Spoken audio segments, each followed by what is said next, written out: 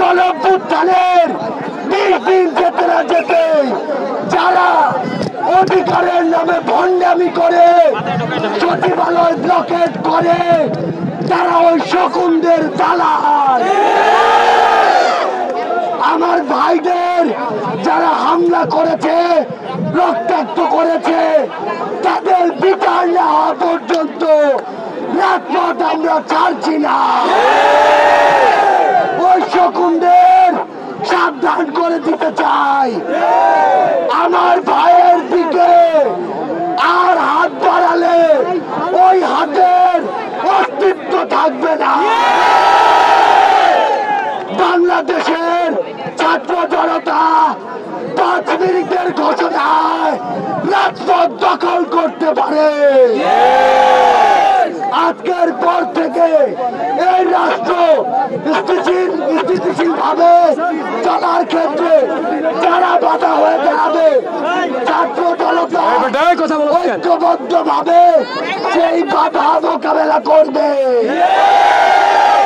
আপনাদের শুধু একটি কথাই বলতে চাই, শকুনেরা এখনো হারিয়ে যায়নি। তাই যে কোনো সময় শকুনদের উৎপাত দেখলে তাদেরকে প্রতিহত করতে হবে। ছাত্র জনতার জয় হোক। এ পর্যায়ে সর্বশেষ বক্তব্য উপস্থাপনের জন্য অনুরোধ করছি বর্ষবিরোধী ছাত্র আন্দোলনের অন্যতম সমন্বয়ক আবু বাকের মজুমদারকে।